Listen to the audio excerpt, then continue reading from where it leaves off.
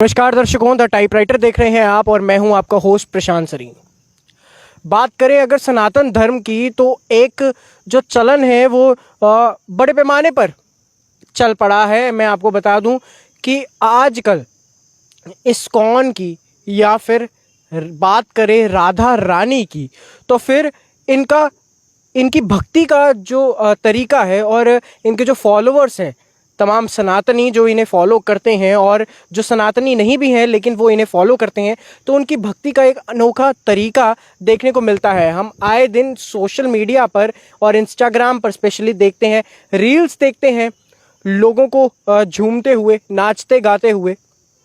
और हम देखते हैं आजकल, पहले बहुत नॉर्मल नहीं होता था लेकिन आजकल आम होता जा रहा है। कुछ लोग हमें देखने को मिल जाते हैं जहाँ पर भी हम जाते हैं और उन्होंने माथे पर एक बहुत बड़ा टीका लगाया होता है जिसे कहा जाता है वैष्णव तिलक। वैष्णव तिलक के पीछे क्या महिमा है, वैष्णव तिलक क्यों लगाया जा रहा है और वैष्णव तिलक को लगाने के पीछे का क्या मकसद है, आज इस सब के ऊपर बात करने के लिए हमारे साथ जम्मू कश्मीर के एक बहुत ही यंग और टैलेंटेड इंसान मौजूद हैं। मैं बात कर रहा हूं धुनेश्वर पंडिता यानी कि स्टालिन की। स्टालिन, बहुत बहुत स्वागत है आपका। धन्यवाद। राधे श्याम। राधे श्याम। तो आप देख सकते हैं राधे श्याम, सबसे पहले राधे श्याम से आपने शुरुआत की है, तो राधे श्याम मैं जानना चाहता हूं कि बेसिकली क्या है इस सब के पीछे। हम देखते हैं आए दिन रील्स पे देख रहे हैं, हम इंस्टाग्राम की अगर बात करें, और बड़े पैमाने पर जो यूथ है उसका आकर्षण बढ़ता जा रहा है, उसका रुझान जो है वो बढ़ता जा रहा है, ऐसा क्यों? एट दैट टाइम जबकि कलयुग है, सबकी मेंटली जो स्टेबिलिटी है वो नॉर्मल नहीं रह रही है बिकॉज ऑफ डिप्रेशंस, ब्रेकअप या कोई भी उनकी जो प्रॉब्लम्स चल रही है उनकी अपनी लाइफ में, तो the last option is Bhagwat Gita. तो उनको बस यही दिख रहा है। वो जब रील्स वगैरह कहीं पे भी कुछ भी देखते हैं ना, तो यही देखते हैं यार जो कृष्ण डिवोटी है वो इतने खुश कैसे रहते हैं, है ना। तो उनको वो दिमाग में वो चर्चा 24 घंटे बनी रहती है कि यार हाउ कोई इतना खुश कैसे हो सकता है। हम इतना खुश इसलिए होते हैं क्योंकि हमें किसी चीज़ की चिंता नहीं है, हमने सब कुछ समर्पित। यही जानना चाहते हैं कि हम कृष्णा डिवोटीज जो रहते हैं तमाम, अगर बात करें इस्कॉन वालों की या फिर राधा का नाम जो लेते हैं, उनको जब हम देखते हैं वो एकदम नाचते हैं, झूमते गाते हैं, आखिर क्यों? वो इतने स्ट्रेस फ्री क्यों है? वो हमेशा इतने मस्त मगन क्यों रहते हैं? मैं एक छोटी सी कहानी बताऊंगा। एक बार एक व्यक्ति था, उसके घर पे प्रभु आए। प्रभु ने घर आते ही पूछा कि ये गाड़ी किसकी है, तो उन्होंने कहा प्रभु आपकी है। उन्होंने कहा ये बच्चे किसके हैं, उन्होंने कहा प्रभु आपके हैं। तो उन्होंने कहा कि ये जो जितना भी सामान पड़ा हुआ ये किसका है, उन्होंने कहा प्रभु आपका है। तो ठाकुर जी जो थे वो गए कहाँ पे, मंदिर पे, उनके मंदिर जो घर का मंदिर था वहाँ गए और ठाकुर जी ने कहा ये किसके हैं। उस व्यक्ति ने क्या कहा, कहते ये सिर्फ मेरे हैं। क्यों? क्योंकि वो हरि थे। तो जब हरि को तुमने अपना बना लिया ना, फिर तुम्हें किसी और चिंता की ज़रूरत ही नहीं है, क्योंकि तुम्हारा करता धरता वही है। हम कहते हैं ना, माता पिता तुम मेरे शरण गहूँ में किसकी।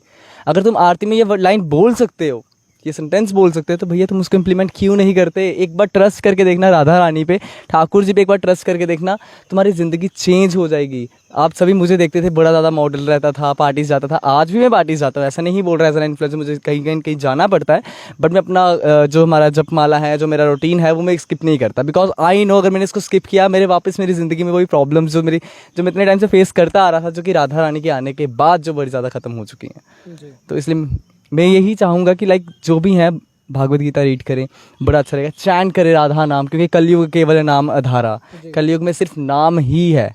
तुम नाम जाप करो। आपने वैष्णव तिलक लगाया है अपने माथे पर, इसके पीछे क्या महिमा है और क्यों ये लोगों को लगाना चाहिए? अगर ये नहीं लगाएंगे तो क्या होता है?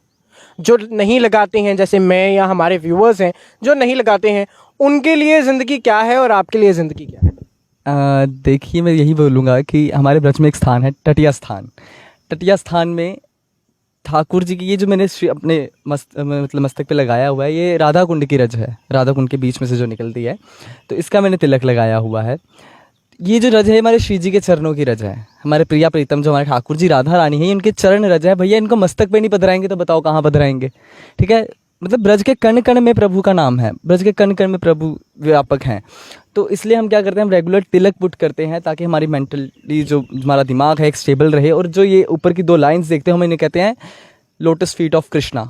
Lotus feet of Krishna. Krishna. और जो ये बीच में पान तुलसी पत्ता आप देखते, एक तरीके का तुलसी पत्ता देखते हैं, इसे हम कहते हैं, हम ठाकुर जी के चरणों में नृत्य प्रति तुलसी अर्पण करते हैं, अपने मस्तक पे चिन्ह लगाते हैं ताकि हम दिखें, हम ये तिलक लगाकर हम अपनी पहचान छुपाकर ठाकुर जी की पहचान आगे रखते हैं। हर बार हमें अपनी पहचान चाहिए भी नहीं, कोई हमें देख के राधे राधे बोलते ना, हम गर्व से ऐसे सीना चौड़ा होकर बोलते नहीं यार, हमें ये हमसे नहीं जानता, हमें हमारे प्रियतम से जानता है, तो इससे बड़ी बात और क्या हो सकती है। ठीक है, तो इससे पहले कि हम आगे बढ़े, मैं चाहता हूँ कि आप बताएं कि ब्रज क्या है, ब्रज भूमि क्या है, वृंदावन का क्या तालमेल है एक वैष्णव से, या फिर यूं कहें कि एक राधा नाम जिस व्यक्ति ने लिया है उससे।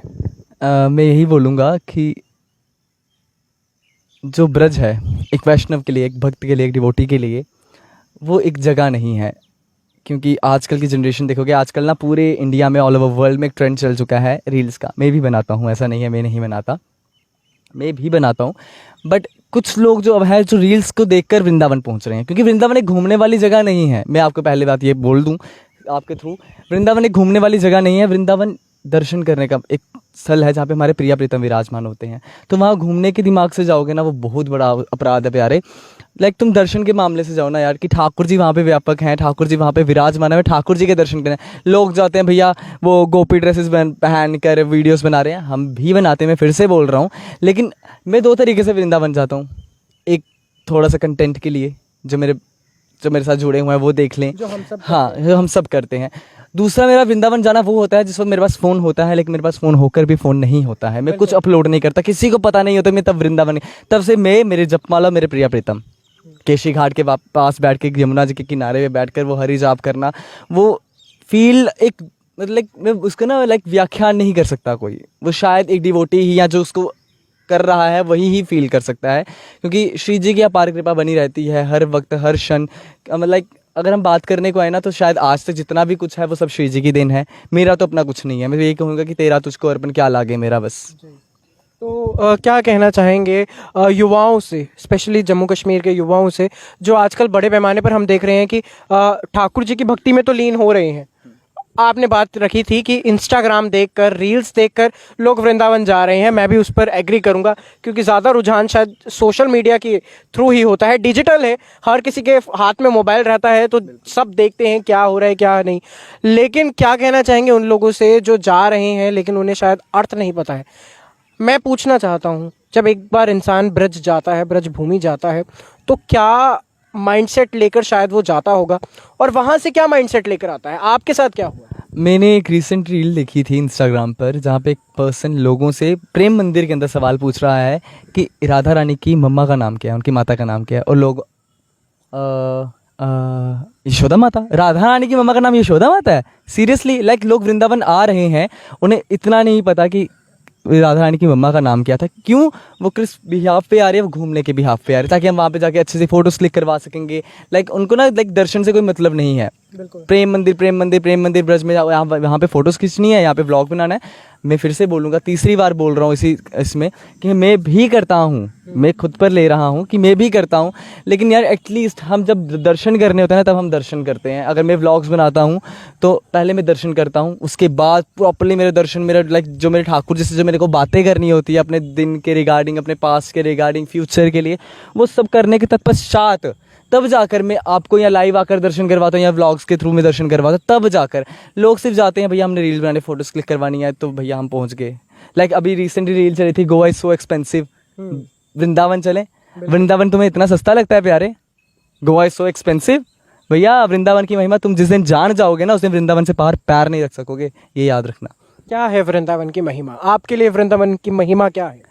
वृंदावन की महिमा हमारे लिए बस यही रहेगी कि जहाँ पे हमारे प्रिया प्रीतम विराजमान है, हमें वहाँ जाने से सिर्फ सुकून ही मिलता है। लाइक कि हम हमारे प्रिया प्रीतम, और दूसरा कोई चाहिए नहीं। क्योंकि वृंदावन लोग जाते हैं, मैं बोलूँगा वृंदावन लोग जाते हैं, क्या जाते हैं वो, क्या क्या दर्शन करते हैं पता है? वो देखते हैं भीड़। बांके बिहारी में इतनी भीड़ है कि लाइक हम बिहार बांके बिहारी मंदिर नहीं जाएंगे, वहाँ पे इतनी भीड़ है।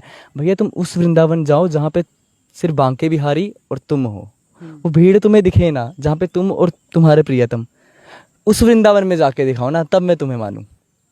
तुम तो वही जाओगे ना जहाँ पे भीड़ भाड़ है, भैया धक्का मुक्की चल रही है, भैया सेल्फी चल रही है, भैया वीडियोस बनानी है, ये करना है, वो करना है, खाना पीना। सुकून कहा आपने, आपके लिए सुकून क्या है? हमारे लिए सुकून हमारा वृंदावन, मेरा राधा राम। ठीक है, क्या कहना चाहते हैं लोगों से कि एक बार वृंदावन जाए तो क्या करें? मैं यही बोलूँगा कि वृंदावन कभी सोच समझ के मत जाना।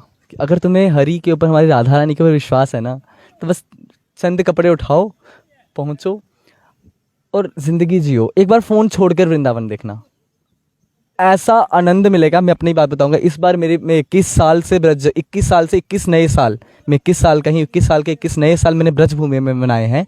उसके बाद भी बीच में पता नहीं कितने टाइम मेरी श्री जी की कृपा से मैं जा चुका हूँ ठाकुर जी के दर्शन के लिए।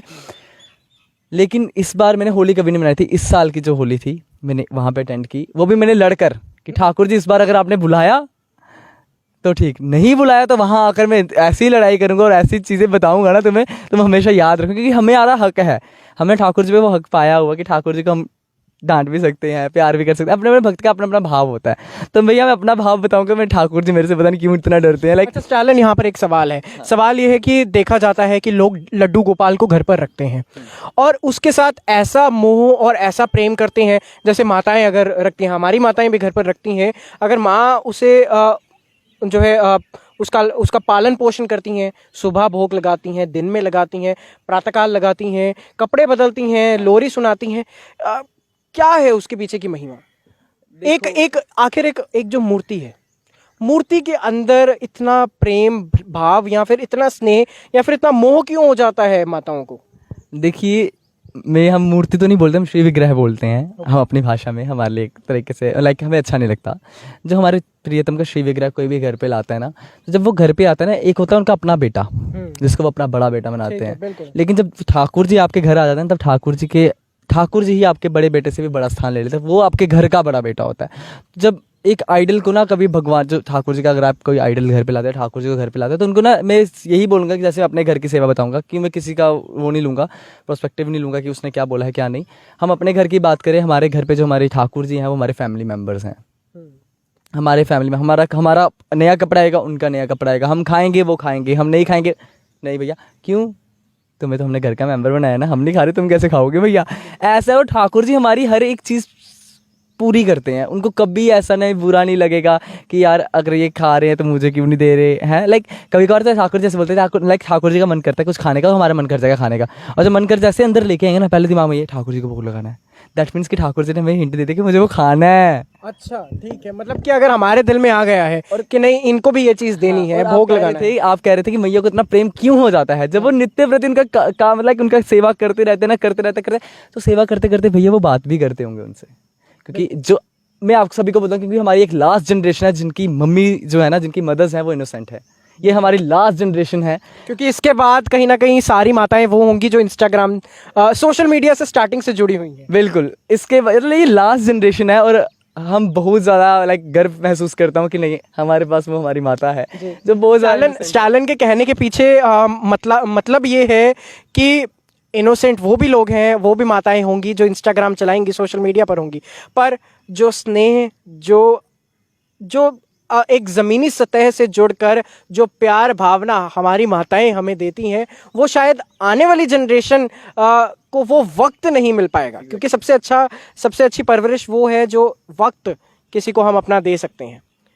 सबसे अच्छा गिफ्ट वो है जो वक्त हम अपना किसी को दे सकते हैं। तो स्टालिन के कहने के पीछे यही मतलब है, यही उनकी परिभाषा थी कि अगर माताएं जो हैं, माताएं सोशल मीडिया से अपना रुझान थोड़ा सा कम करके भक्ति की ओर लगाएं, तो शायद वो जो उनकी ममता है उसका स्तर और ऊपर हो जाता है। क्योंकि आजकल जो पेरेंट्स हैं अपने काम में बहुत ज़्यादा बिजी रहते हैं, जिसकी वजह से उनके बच्चे जो हैं वो गलत रास्ते अपनाने में बहुत ज़्यादा रुचि रखने लगते हैं कि नहीं यार हमसे कोई बात ही नहीं कर, टेंशन नहीं मिल पाता, वो टेंशन नहीं मिल पाता, वो टाइम नहीं मिल पाता, पेरेंट्स बात नहीं कर पाते हैं, तो बच्चे फिर दूसरे प्लेटफॉर्म्स पे जाके अननोन से बात करते हैं। हम ये नहीं बोल रहे कि अननोन से बात नहीं करो, वो जो उन्हें जो चीज़ घर पे नहीं मिलती है वो कहीं ना कहीं बाहर ढूंढते हैं, कोशिश करते हैं। तो मैं यही बोलूँगा कि अपने बच्चों के साथ प्रॉपर्ली, और बच्चे स्पेशली, क्योंकि बच्चों के हाथ में फ़ोन है, ठीक है, उससे बड़ी उनके पास कोई पार्टनर तो मेरे को नहीं लगता आजकल उनके पास कोई देखे रहे।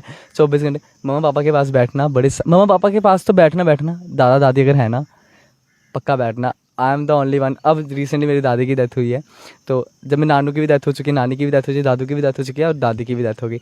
नाउ एट द टाइम मेरे को ऐसा लगा कि अब शायद मेरा बचपन खत्म हो गया, अब खत्म हुआ मेरा बचपन, जब मेरा ना नाना नानी ना दादा ना दादी रहे। क्योंकि वो जो बड़े बुजुर्गों का प्रेम होता है ना, और सिर्फ बड़े बुजुर्गों ही, अनकंडीशनल, बिना किसी मतलब के। बिल्कुल। और जब हम निकलते हैं ना तो उनका हाथ में एक मुट्ठी बंद होती है और नम आंखों से हमें देख रहे होते कि यार अब इनको इस पकड़ाएंगे। और आई वॉज लाइक खोल दो मुट्ठी, मुझे चाहिए। तो वो जो मेरी दादी का वो था ना, दादी मेरे बचपन से, उन्होंने स्टार्टिंग मेरे से बचपन से 2 रुपये, फिर 2 साल के बाद वो 5 रुपये, 2 साल के बाद वो 8 रुपये, और 2 साल के बाद वो 10 रुपये। दादी ने वो ऐसे ऐसे करके आज में 21 साल का, दादी ने उसको 20 रुपये कर दिया था। तो ऐसा चलता रहा। लाइक बुजुर्ग के पास जरूर बैठना, क्योंकि बुजुर्ग जो हमें सीख देते हैं ना, वो कोई आने वाला टाइम, कोई इंस्टा की रील, कोई पर्सन नहीं दे सकता जो बुजुर्ग अपने लाइक पास से दे सकते हैं। बिल्कुल, बड़ी बात यहाँ स्टालिन ने कही है कि जो बुजुर्ग हमें अपना स्नेह दे सकते हैं या प्यार दे सकते हैं, वो इंस्टाग्राम की कोई रील हमें नहीं दे सकती है। तो आज की इस सेशन का मकसद ये था कि ब्रज भूमि का क्या महत्व है वो हम आप सभी तक बताएं, और आज की जनरेशन को किस तरीके से ब्रज भूमि में जाना चाहिए, और ब्रज भूमि में अगर वो जाते हैं तो किस माइंडसेट के साथ जाना चाहिए, वो था। खैर, ये आज टोटल एक जो हमने पूरा फुल ये सेशन रखा था, ये इसलिए रखा था, और आने वाले वक्त में हम ज़रूर इसकी फॉलो अप स्टोरीज ज़रूर आप सभी तक साझा करेंगे। स्टालिन, जाते जाते क्या कहना चाहेंगे व्यूअर्स को? जाते जाते मैं यही कहूँगा कि जितना हो सकेगा राधा नाम लेना, क्योंकि मैं तुम्हें एक चीज़ बोलता हूँ, दुख आए सुख आए, ठीक है, कोई भी प्रॉब्लम आए, श्री राधा, बस इतना नाम लेना। और क्योंकि जब तुम श्री राधा श्री राधा श्री राधा श्री राधा श्री राधा श्री राधा करते जाओगे ना, तो वहाँ पे ठाकुर जी आ जाएंगे कि मेरे प्रियतम का नाम कौन ले रहा। जब ठाकुर जी आएंगे ना, ठाकुर जी आगे कोई कितनी भी बड़ी से बड़ी बाधा हो ना, वो हट जाती है। इसलिए प्यारे, श्री राधा ये नाम दिमाग में ना दर्द बोझ लो कि मेरे को चलते फिरते उठते बैठते, ज़रूरी नहीं है हाथ में माला लेकर ही तुम जप कर रहे हो, ज़रूरी नहीं है तुम लाइक पूजा स्थान स्थल पे बैठ कर ही जप करते रहो भैया आंखें बंद करी, नहीं, तुम चलते फिरते उठते बैठते नाचते गाते जैसे तैसे कहीं पे भी श्री राधा श्री राधा श्री राधा करते रहो दिल से। That's it. चलिए, तो आपकी इस बारे में क्या राय है, ज़रूर हम सभी तक साझा करें, और आने वाले वक्त में जैसा कि हमने पहले भी बताया कि फॉलो अप स्टोरीज़ इसी मसले के ऊपर ज़रूर देंगे कि आने वाले वक्त में किस तरीके से राधा नाम का जो वर्ल्ड वाइड इस वक्त प्रचलन चल चुका है, रशिया की हम बात करेंगे, यूरोपियन कंट्रीज़ की हम बात करेंगे, या फिर तमाम एशियन कंट्रीज़ जितनी भी हैं, एशियन कंट्रीज़ में तो चल ही रहा है प्रचलन। तो आने वाले वक्त में क्या महिमा रह सकती है श्री राधा की, उसके ऊपर हम ज़रूर बात करेंगे।